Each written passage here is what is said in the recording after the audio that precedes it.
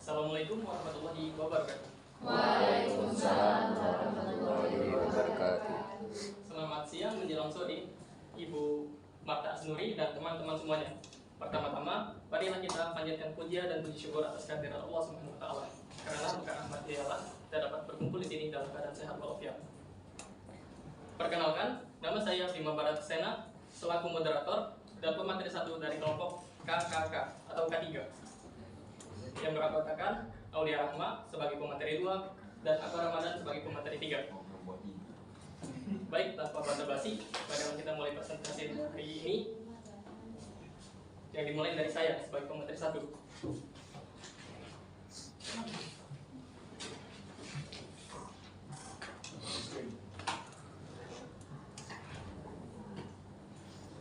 Teknologi batubara bersih. Teknologi batubara bersih atau clean coal technology adalah suatu teknologi yang dikembangkan untuk meningkatkan efisiensi penggunaan batubara dan memperbaiki dampak negatif terhadap lingkungan. Batubara merupakan salah satu sumber energi alternatif yang paling diminati oleh para pengusaha karena di samping harganya yang relatif murah, juga ketersediaan yang cukup berlimpah di Indonesia. Namun, penggunaan batubara menghasilkan limbah padat dan limbah cair yang jika tidak ditangani dengan baik akan menimbulkan masalah pencemaran lingkungan. Nah, di batubara sendiri terdapat dua limbah, yaitu limbah padat dan limbah cair. Limbah padat sendiri berupa abu yang berjenis abu terbang dan abu dasar. Penggolongan clay as dan bottom as atau faba sebagai limbah ketiga pada peraturan pemerintah nomor 101 tahun 2014 tentang pengelolaan limbah B3 membuat faba harus mendapatkan perlakuan khusus dalam pengelolaannya. Hal tersebut karena faba mengandung berbagai senyawa berbahaya seperti merkuri, timbal, silika, dan sebagainya. Faba yang dimaksud merupakan limbah padat yang dihasilkan dari proses pembakaran batubara di PLTU atau keperluan industri. Kebijakan tersebut akan berdampak melalui 3 sektor utama, yaitu sektor kesehatan, ekonomi, dan lingkungan. Selanjutnya ialah limbah cair. Limbah cair merupakan limbah cair yang dihasilkan dari industri penambangan dan pengolahan batubara.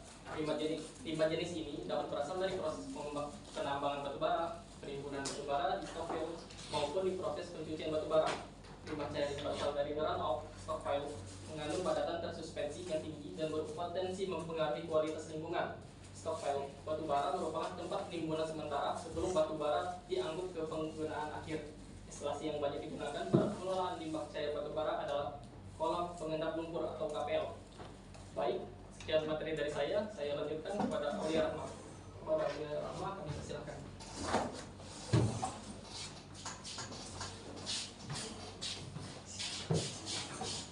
Baik, terima kasih Bima. Di sini saya akan melanjutkan materi dari produksi batubara bersih pada bagian metodologi dan bagian kampus dan pembahasan.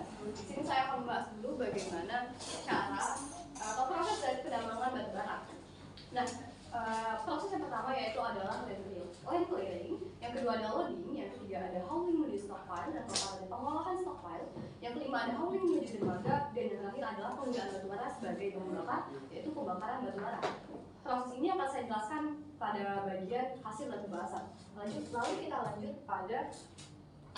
lanjut pada skema pengambilan sampel limbah cair. Nah, saya akan menjelaskan kepada kalian bahwa pada proses pengolahan batubara ini terdapat 3 limbah yang dihasilkan, yaitu limbah cair, limbah padat, dan juga gas. Di sini saya akan menjelaskan skema pengambilan limbah cair pada proses penambangan batubara.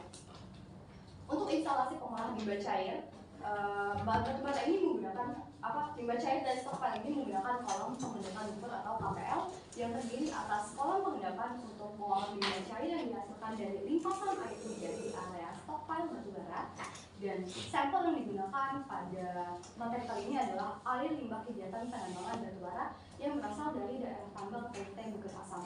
Dapat dilihat dan sudah dijelaskan pada pemateri 1 bahwa stockpile adalah area penimbunan batubara. Sebelum batubara diangkut atau pada proses hauling menuju tempat lain, pada area stockpile batubara yang setelah ditambang itu ditimbun atau disimpan sementara. Nah, pada area stockpile ini batubara biasanya dibiarkan dalam keadaan terbuka. Lalu saat terjadi hujan, air hujan akan bereaksi dengan batubara dan menyebabkan atau menimbulkan air asam. Nah, air asam ini dapat berbahaya bagi lingkungan, maka dari itu diperlukan pengolahan lebih lanjut terhadap air asam yang ditimbulkan pada area stokpil batubara ini dengan menggunakan kolam KPL atau bak penampungan sementara yang akan menggunakan proses koagulasi dan flokkulasi, sedimentasi, dan netralisasi, barulah limbah cair ini dapat dibuang ke lingkungan dalam keadaan sudah aman. Lalu yang kedua ada proses pengambilan limbah padat. Limbah padat yang saya maksud di sini adalah debu dari hasil pembakaran batubara. Nah, limbah padat ini dapat dibedakan menjadi dua, yaitu ada fly ash dan bottom ash. Fly ash, dua limbah ini dapat diambil setelah pembakaran dan diuji dan dianalisis melalui uji XRL.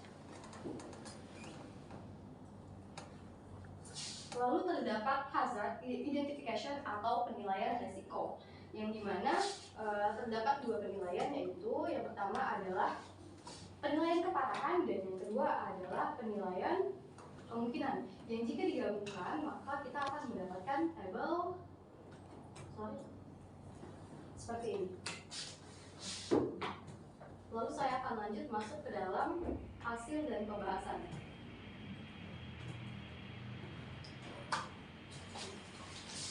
Pada proses penambangan batubara tadi, terdapat proses pertama yang dilakukan adalah land clearing. Land clearing adalah kegiatan pembersihan area yang akan ditambang. Kegiatan penambangan batubara dapat menyebabkan dampak negatif pada lingkungan dan kesehatan. Yang pertama, seperti perubahan bentang alam. Kegiatan pertambangan batubara diawali dengan melakukan pengambilan tanah, pembongkaran batubara serta menutup kembali lapisan tanah yang telah terbuka, sehingga berpotensi terjadinya perubahan bentang alam akibat adanya kegiatan pengambilan tanah yang akan menghasilkan lubang-lubang tambang, sehingga perlu dilakukan penutupan melalui kegiatan reklamasi dan revegetasi lahan.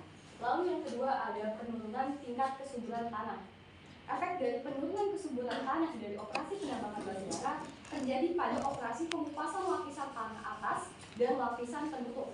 Pengangkatan dan penimbunan tanah lapisan atas akan mengubah sifat-sifat tanah, terutama sifat fisik tanah, karena struktur tanah yang terbentuk secara alami dengan susunan lapisan yang rapi dari atas ke bawah akan terganggu, tercampur, dan terbuka akibat perbukitan tanah. Yang ketiga, terjadinya ancaman terhadap keanekaragaman hayati. Pembersihan lahan mengakibatkan terjadinya degradasi vegetasi akibat pembukaan lahan, tentunya akan menyebabkan terganggunya keanekaragaman hayati di area lahan yang dibersihkan untuk penambangan. Lalu, potensi yang terakhir pada land clearing adalah penurunan kualitas perairan air. Penambangan batubara berkontribusi tinggi dalam menurunkan kualitas air, khususnya kualitas air sungai. Kegiatan produksi batubara mampu membawa bahan-bahan pencemar yang masuk ke badan air atau sumber air di sekitar wilayah pertambangan. Lokasi dekat penambangan memiliki kualitas air di atas baku mutu lingkungan seperti parameter pH, kandungan besi, mangan, PSS, dan IDS. Tingginya parameter pemantauan diakibatkan oleh aktivitas produksi penambangan, di mana material bahan pencemar terbawa oleh air limpasan yang kemudian masuk ke badan pengering air.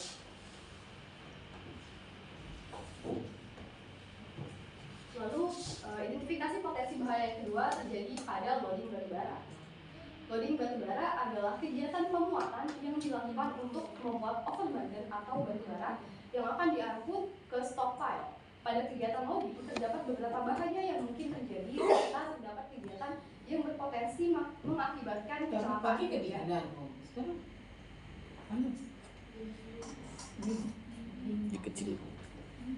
Kecelakaan kerja yang dapat membahayakan keselamatan pekerja dan kerugian bagi perusahaan.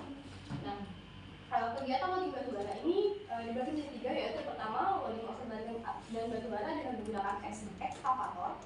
Yang kedua adalah loading batubara saat menggunakan ekskavator, dan yang ketiga adalah offloading dengan menggunakan ekskavator. Nah, pada kegiatan loading batubara dengan menggunakan ekskavator dapat bahaya yang dapat ditimbulkan, yaitu pertama bakat ekskavator menghantam dam truk, yang kedua counterweight menghantam kabin, ya, lalu yang ketiga adalah dam truk menghantam bagian main pump dan oil cooler silinder bucket. Lalu resiko yang dapat ditimbulkan adalah kerusakan pada silinder bucket, counterweight penyok, kerusakan main pump dan oil cooler silinder bucket.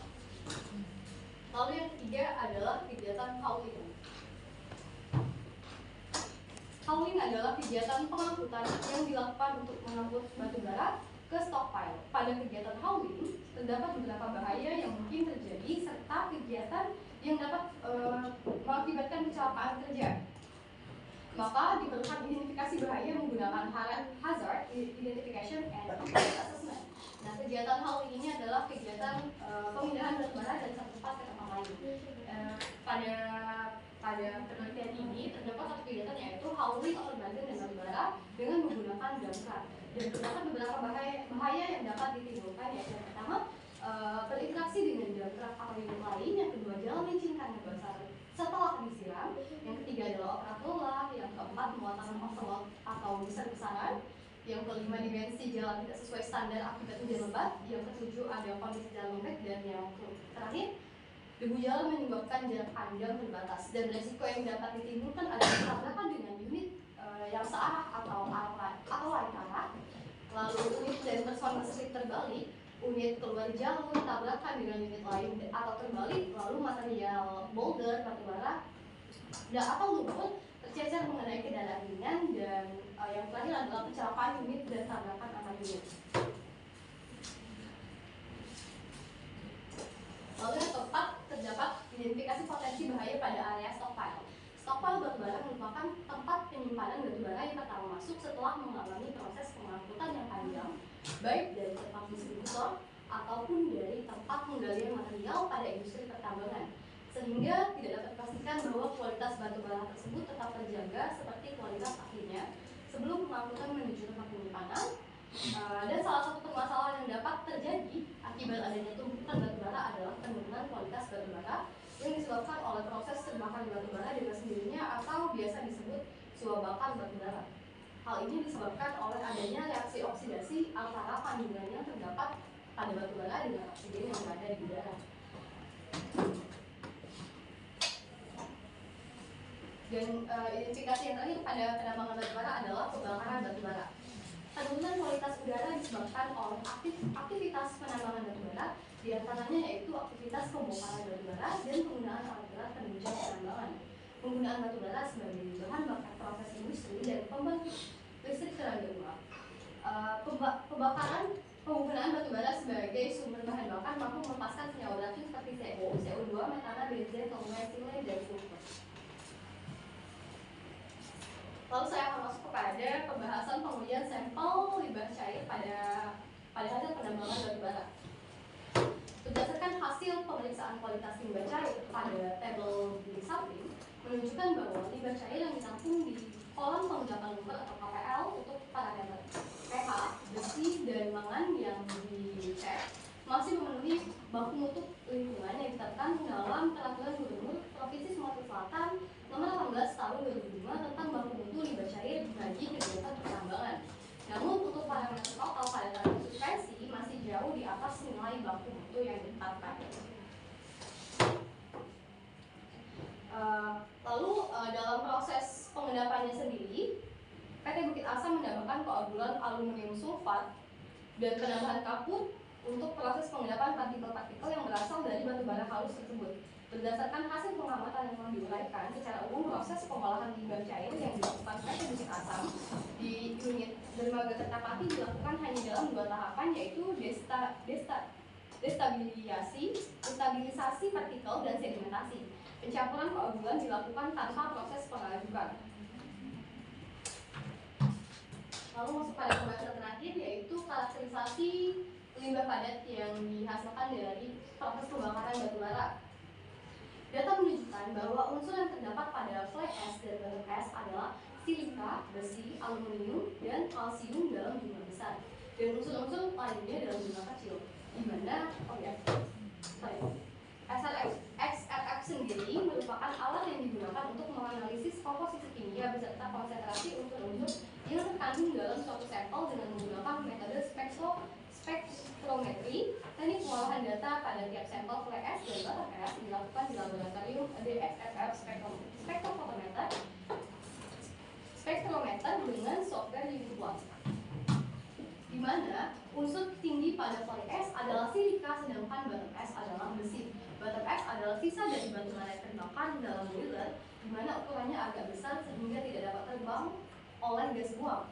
Oleh karena itu, unsur besi lebih dominan terdapat pada batu es karena memiliki berat jenis yang lebih berat daripada silika, di mana berat jenis silika yaitu 2,65 gram per cm kubik dan besi 3,9 sampai 4,1 gram per cm kubik, sehingga silika lebih mudah terbang oleh gas buang. Dan limbah terakhir adalah limbah gas yang dihasilkan pada proses pembakaran batu bara. Proses ini melepaskan sejumlah besar gas seperti karbon monoksida, karbon dioksida, sulfur dioksida, sulfur trioksida, nitrogen oksida, dan nitrogen dioksida.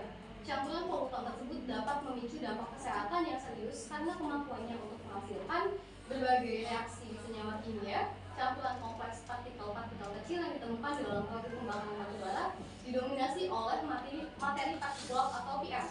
PM diklasifikasikan berdasarkan ukuran partikel atau diameter ekuivalen aerodinamis, misalnya PM10, PM2,5, dan PM2,5 ini dapat menyusup ke berbagai daerah sistem pernapasan, memicu penyakit pernapasan. Dan semakin kecil ukuran PM dalam satuan nanometer, semakin dalam ia dapat menembus paru-paru dan mungkin bahkan melewati sirkulasi sistemik, mempengaruhi organ-organ lain sehingga partikel yang lebih besar atau PM10 akan disaring oleh hidung atau akan terendapkan di saluran udara yang lebih proksimal. Lalu materi selanjutnya, dampak dan regulasi yang ditimbulkan akan dijelaskan oleh pemateri. Baik, di sini ada dampak yang ditimbulkan dan regulasi yang harus dilakukan. Pertama itu ada limbah cair. Nah, limbah cair batu bara ini sangat berpengaruh pada lingkungan, terutama pada ekosistem sungai. Adanya air, asap tambang yang berbahaya dapat merusak kehidupan organisme yang hidup di perairan sungai. Untuk mengetahui apakah limbah hasil pengolahan yang akan dibuang sudah aman bagi makhluk hidup, sebaiknya ada bioindikator yang digunakan, misalnya ikan. Nah, limbah yang dibuang ke badan air, dalam hal ini limbah dialirkan ke Sungai Musi, diharapkan tidak mencemari kualitas air Sungai Musi. Untuk mengurangi terjadinya pencemaran lingkungan, dilakukan upaya minimisasi limbah dengan melaksanakan good housekeeping. Misalnya mencegah kebocoran pipa air yang dapat membawa serta batu bara halus ke saluran pembuangan yang akan menambah beban IPAL. Mengingat Sungai Musi dipengaruhi oleh pasang surut di mana setiap 5 tahun sekali mengalami pasang tertinggi, maka disarankan outlet KPL berada lebih tinggi dari pasang tertinggi, sehingga pada saat terjadi pasang air sungai tidak masuk ke dalam KPL dan bercampur dengan limbah cair. Selanjutnya yaitu ada limbah padat. Nah, limbah padat batu bara memiliki potensi untuk pemanfaatan pada bidang pertanian karena secara kimia abu batu bara merupakan mineral aluminosilikat yang banyak mengandung unsur-unsur seperti kalsium, kalium, dan natrium. Selain itu juga limbah abu batu bara dapat dimanfaatkan sebagai pembenah tanah dan penutrisi tanah pada tanaman bunga matahari. Campuran overburden untuk mencegah air asam tambang sebagai pengganti agregat halus pada pembuatan beton. Nah, sebagai pengganti agregat halus pada pembuatan beton ini dan filler aspal beton, lalu ada plastik dan kertas. Selain itu juga limbah batu bara dapat diminimalisir dengan cara menggunakan alat pengendali partikulat siklon dan wet scrubber. Siklon ini berfungsi untuk menyisihkan partikulat dengan ukuran yang lebih dari 10 mikron yang dihasilkan oleh boiler. Nah, kemudian buangan dari siklon akan ditangkap oleh wet scrubber yang bekerja dengan menyemprotkan air dan mengendapkan partikel dari aliran gas dan dapat menyisihkan partikulat dengan ukuran kurang dari 10 mikron. Lalu ada limbah gas. Nah, paparan gas beracun dari proses pembakaran batu bara dapat menyebabkan beberapa masalah kesehatan seperti paru-paru, sistem imun, jantung, dan otak. Nah, regulasi yang dilakukan untuk meminimalkan terbentuknya cemaran gas beracun, yaitu ada 3. Yang pertama itu CCT sebelum pembakaran atau pre-combustion. CCT yang digunakan sebelum pembakaran ini berfungsi untuk menyediakan batu bara bersih melalui peningkatan kualitasnya sebelum digunakan sebagai bahan bakar, terutama untuk mengurangi kandungan belerang, abu, dan air. Nah, peningkatan kualitas ini akan meningkatkan efisiensi dalam pengangkutan. Teknologi yang termasuk ke kelompok CCT sebelum pembakaran ini yaitu teknologi preparasi batubara yang maju, lalu ada teknologi konversi batubara dan lain-lain. Nah, yang kedua yaitu CCT pada waktu pembakaran atau ongoing combustion. CCT pada waktu pembakaran ini yaitu teknologi sistem pembakaran yang bertujuan untuk meningkatkan efisiensi pembakaran dan mengurangi emisi gas.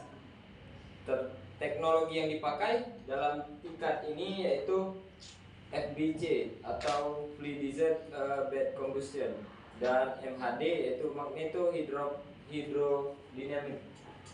Yang ketiga yaitu CCT setelah pembakaran atau post combustion. CCT yang digunakan setelah pembakaran berfungsi untuk mengurangi emisi gas polusi dan debu ke udara terbuka, terutama gas SO dan gas NO. Teknologi yang dipakai yaitu electrostatic precipitation. Yang kedua yaitu flue gas desulfuration. Nah, itu dari CCT setelah pembakaran. Lalu yaitu ada kecelakaan kerja yang terjadi. Terjadinya kecelakaan kerja merupakan suatu bentuk kerugian bagi korban kecelakaan kerja maupun perusahaan. Pabrik batubara membuat dan menjalankan beberapa program serta sistem keselamatan dan kesehatan pekerja yang dilakukan kepada seluruh pekerja untuk menjamin keselamatan, untuk menghindari kecelakaan dan untuk penyakit akibat kecelakaan kerja. Nah, berikut beberapa program keselamatan dan kesehatan kerja yang dilakukan, yaitu yang pertama safety induction. Safety induction ini bertujuan untuk semua karyawan, visor, tamu yang akan memasuki area tambang memahami tentang pentingnya keselamatan dan kesehatan kerja.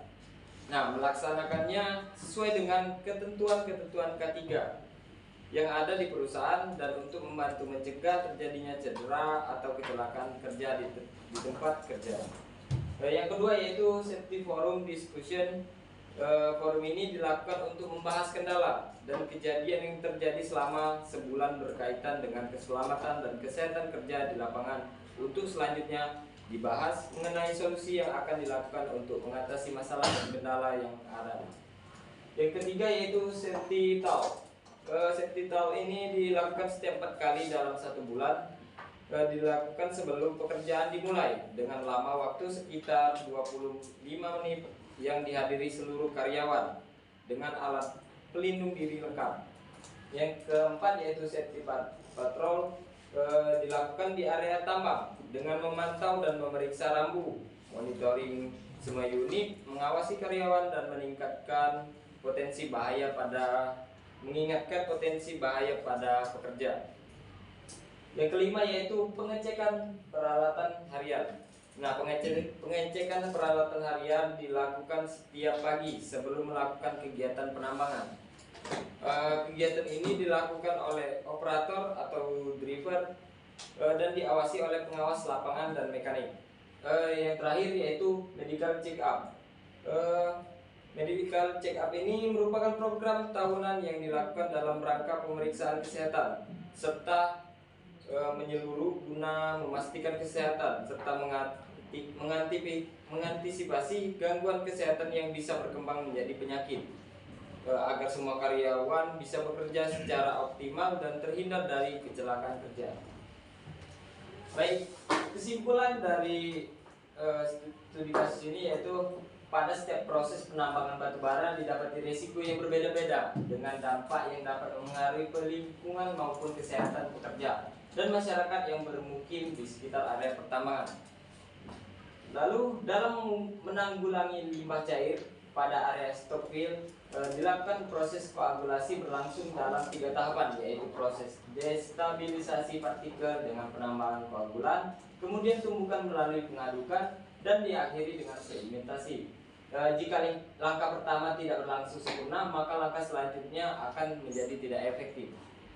Yang selanjutnya yaitu dalam menanggulangi limbah padat atau debu pada area pembakaran batu bara memiliki potensi yang besar untuk dimanfaatkan dalam berbagai bidang, terutama pertanian dan konstruksi. Lalu dalam menanggulangi polusi gas beracun pada area pembakaran batu bara diterapkan metode teknologi batu bara bersih atau clean coal teknologi yang terbagi menjadi 3 tahap tadi, yaitu CCT sebelum pembakaran, CCT pada waktu pembakaran, lalu CCT setelah pembakaran. Baik, itu saja materi yang dapat saya sampaikan. Saya kembalikan pada moderator. Baik, terima kasih kepada pemateri 3. Selanjutnya kami akan membuka sesi tanya jawab. Pada teman-teman yang ingin bertanya, silahkan bertanya. Ya, silakan. Ya. Perkenalkan, nama saya Nasya, perwakilan dari kelompok 7. Untuk pertanyaannya ini mengenai analisa paparan. Kalau di batu bara itu terdapat pencemaran udara. Pertanyaannya, berapa kadar maksimal yang diperbolehkan dari kegiatan penambangan batu bara tersebut? Nah, apabila jika melebihi kadar maksimal, apa langkah yang harus dilakukan? Terima kasih.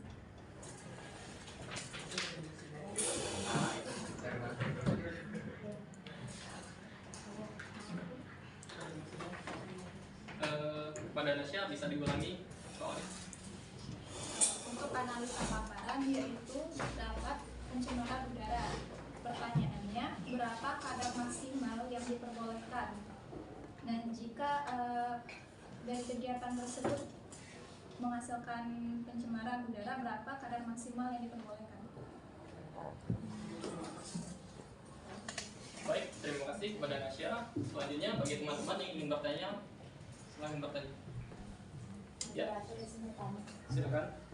Terima kasih. Perkenalkan, saya Sesti Resti dari kelompok 2. Tadi sudah dijelaskan mengenai dampak yang ditimbulkan dan juga regulasi yang dilakukan untuk mengatasi limbah cair, limbah padat dan juga limbah gas. Nah, yang menjadi pertanyaan saya, apa saja sih tantangan yang mungkin dihadapi dalam pengimplementasian regulasi tersebut di pabrik batu bara? Untuk dijelaskan. Terima kasih.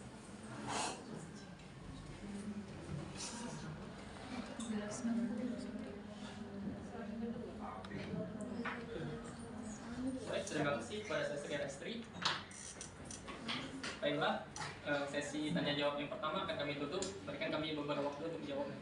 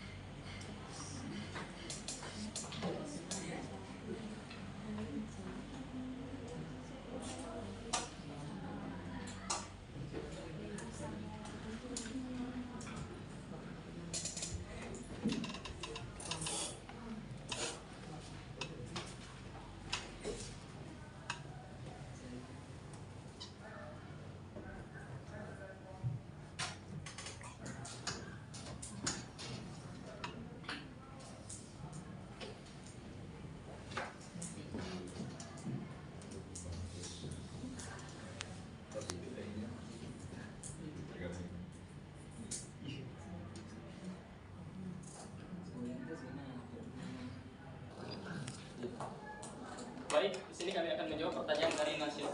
Kepada penjawab, kami persilakan. Baik, saya akan menjawab pertanyaan dari saudari Nasya. Saya ulangi pertanyaannya. Berapa kadar maksimal yang diperbolehkan atau berapa kadar maksimal pencemaran udara? Ya, dari kegiatan. Ya, terus regulasinya apa yang dilakukan jika melebihi batas maksimal? Oke. Berbagai standar dan regulasi telah ditetapkan di banyak negara untuk mengendalikan emisi ini. Misalnya untuk sulfur dioksida, batasan umumnya berkisar antara 1 hingga 2 gram per megajoule. Energi yang dihasilkan dari pembakaran batu bara, sedangkan partikulat batasan bisa diukur dengan ukuran PM2,5 dan PM10 dengan berbagai nilai batas yang ditetapkan oleh otoritas lingkungan. Nah, jika terjadi pencemaran udara yang melebihi batas maksimum yang ditetapkan dan dalam regulasi lingkungan, biasanya ada serangkaian langkah yang diambil untuk mengatasi situasi tersebut. Nah, yang pertama itu bisa dengan pemantauan dan pelaporan. Lalu, jika pencemaran melebihi batas yang aman, nah otoritas dapat mengeluarkan peringatan, lalu menginformasikan kepada masyarakat terkait bahayanya pabrik tersebut. Nah, lalu ini bisa menyebabkan tindakan hukum atau jika terbukti bersalah bahwa suatu entitas melanggar batas-batas pencemaran udara yang telah ditetapkan, otoritas lingkungan bisa mengambil tindakan hukum. Peningkatan pengendalian pencemaran. Nah, otoritas mungkin mendorong atau memerintahkan pabrik atau fasilitas industri untuk meningkatkan sistem pengendalian emisi mereka. Kemudian melakukan perubahan regulasi. Nah, terkadang insiden pencemaran dapat menyebabkan perubahan dalam regulasi lingkungan. Nah, peningkatan atau pengetatan batasan emisi bisa dilakukan untuk mencegah terulangnya kejadian yang serupa. Baik, itu jawaban dari saya. Saya kembalikan pada moderator. Baik, terima kasih pada Akbar Ramadan, pada saudari Nasya. Apakah sudah jelas jawabannya? Terima kasih sudah jelas. Baik.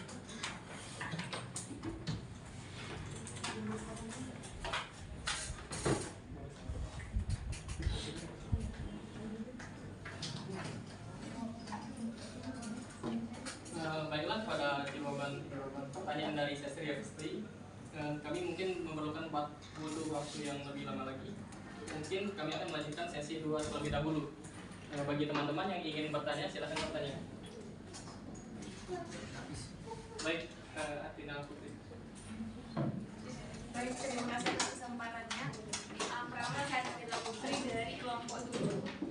Jadi sebelum saya bertanya, saya ingin klarifikasi sedikit, disclaimer sedikit bahwa hazard pembakaran batu bara tadi itu adalah limbah gas. Nah, yang salah satunya itu dapat menyebabkan, kalau saya baca di internet, ada penyakit paru-paru hitam atau black lung.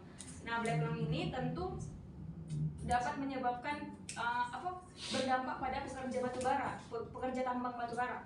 Nah, dari hal tersebut maka perusahaan membuat regulasi tadi berupa teknologi batu bara bersih atau cleaning coal technology.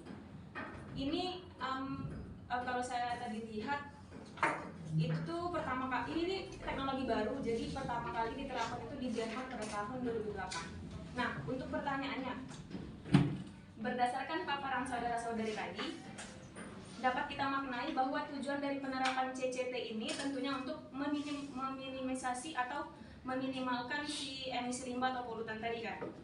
Nah, lalu tadi kan kebanyakan yang dibicarakan adalah soal kelebihan dari penggunaan teknik ini pada tambang batu bara. Lalu bagaimana kalau kita berbicara tentang kelemahannya, kelemahan penggunaan teknik ini dari sisi dari perusahaannya. Misal, untuk menggunakan teknologi ini kita memerlukan biaya yang cukup besar, atau itu bisa jadi atau tidak mungkin penggunaan energi yang lebih tinggi bagi perusahaan. Jadi mohon dipastikan kembali lagi apakah ada kelemahan dari penggunaan teknik ini. Baik, terima kasih kepada Atina Putri. Bagi kawan-kawan yang ingin bertanya, silakan.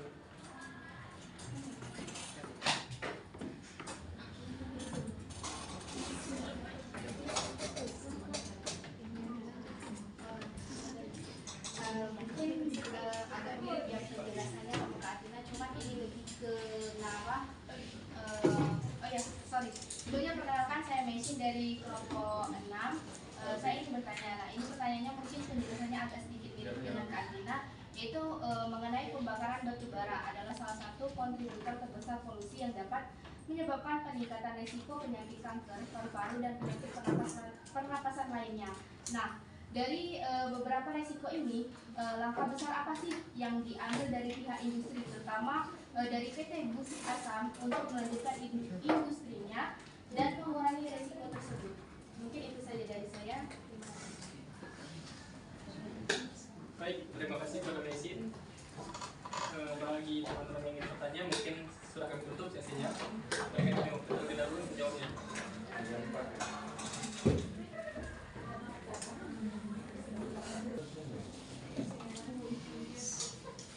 Baiklah, kami akan menjawab pertanyaan dari Desri Retri yang akan dijawab oleh Aulia Rahma.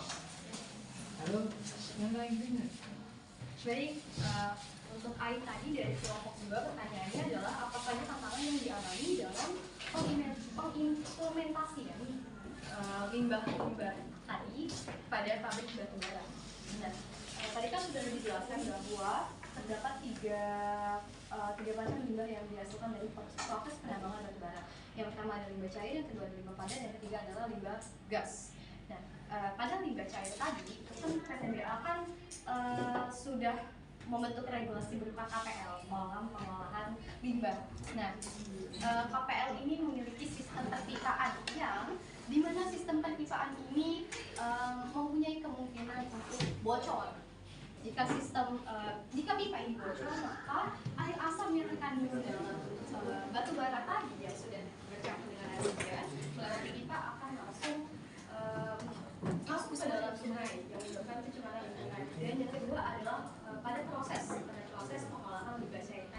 Proses pengolahan limbah cair yang digunakan adalah koagulasi, flokkulasi, sedimentasi, dan mineralisasi. Yang dimana ini masih merupakan proses yang sangat sederhana dalam pengolahan air limbah yang memungkinkan tingkat toksisitas atau tingkat zat pencemar berbahaya lainnya yang mungkin tidak bisa ditanggulangi menggunakan koagulasi dan flokkulasi, masih bisa tersebar atau masuk ke dalam air sungai kembali. Lalu yang kedua adalah pada proses pengolahan limbah padat dan gas. Tadi kan sudah saya jelaskan bahwa proses pengolahan limbah padat dan gas itu menggunakan alat yang dinamakan XRF. Nah, XRF ini merupakan alat yang cukup mahal atau memakan biaya yang cukup mahal. Jadi belum semua pabrik batubara menggunakan alat XRF ini untuk memisahkan limbah padat dan gas tadi pada proses penambangan batubara. Jadi masih terdapat kemungkinan bahwa ada senyawa lain yang belum terpisahkan sepenuhnya dan masih keluar melalui cerobong asap itu ke dalam lingkungan kita seperti sekarang. Baik, seperti itu. Saya Sri, apakah bisa diterima jawaban saya? Terima kasih Saudari Aulia atas jawabannya sudah sangat jelas.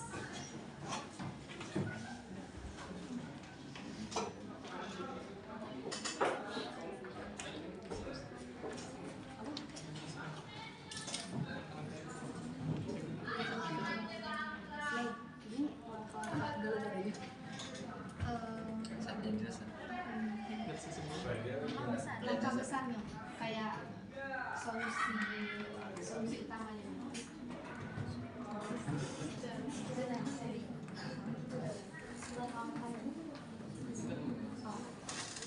Baik, di sini saya akan menjawab pertanyaan dari Messi, yaitu langkah-langkah besar yang dilakukan PTBA untuk menanggulangi limbah-limbah hasil penambangan batubara.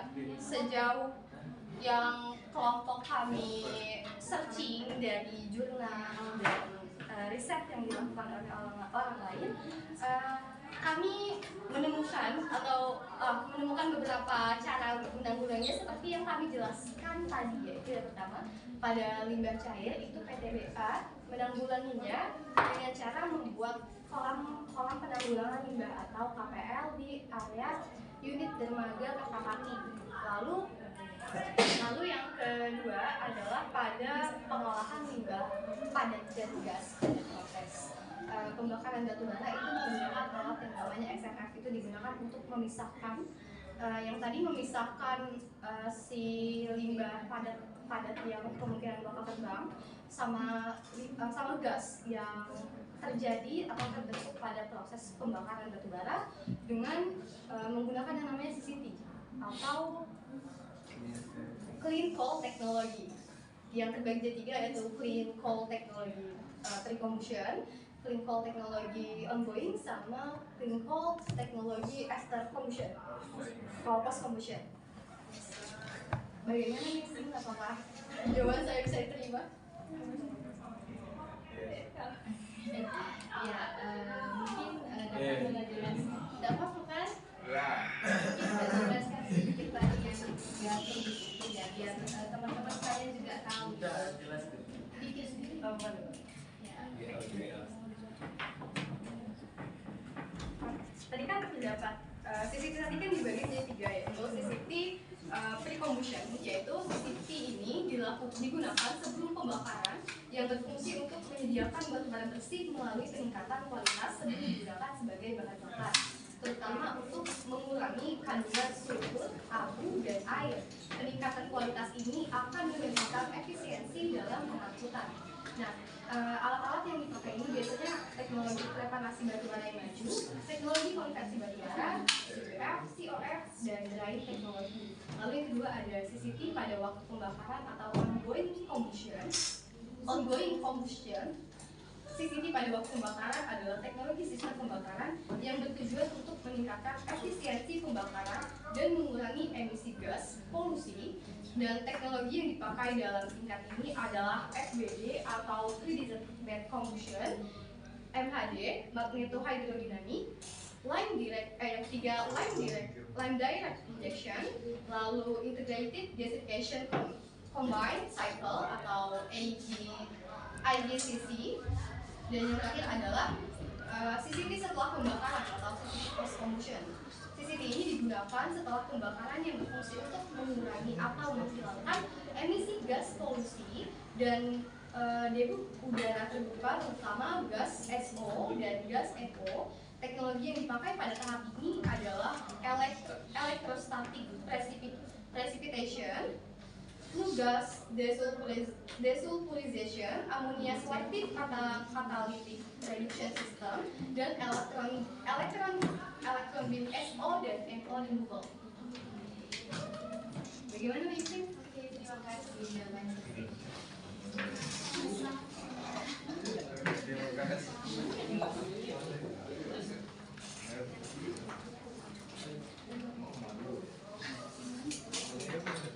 Baik, selanjutnya kami akan menjawab pertanyaan dari Kak Atina Dila Putri. Pada penjawab, kami persilakan. Baik, saya akan menjawab pertanyaan dari saudari Atina Dila Putri, yaitu pertanyaannya kurang lebih yaitu kelemahan dari penggunaan teknik CCT. Tadi ada 3 metode, yaitu CCT sebelum pembakaran, CCT pada waktu pembakaran, dan CCT setelah pembakaran. Nah, di 3 ini memiliki kelemahan masing-masing. Nah, sebelum pembakaran dalam Clean Coal Technology ini, yaitu kelemahannya mungkin melibatkan persiapan batu bara yang memerlukan proses energi tinggi, potensial kerusakan lingkungan selama penambangan. Nah, dan tantangan dalam pengolahan limbah padat. Nah, pada saat pembakaran, yaitu kelemahannya mungkin menghadapi masalah emisi yang tidak sepenuhnya dapat dihilangkan, seperti gas rumah kaca dan partikel berbahaya. Nah, lalu setelah pembakarannya, yaitu kelemahannya dapat melibatkan penanganan limbah hasil pembakaran, seperti abu dan gas buang. Nah, perlu perhatian khusus terhadap pemantauan dan pengolahan limbah untuk mencegah dampak lingkungan negatif.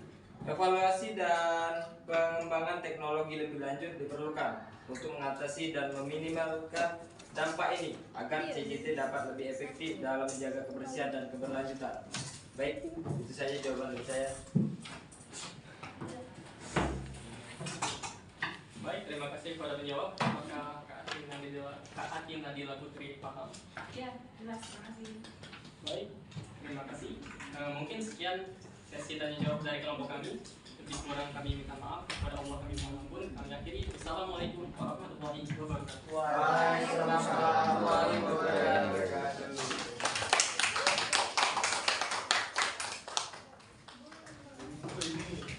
Ya. Ya.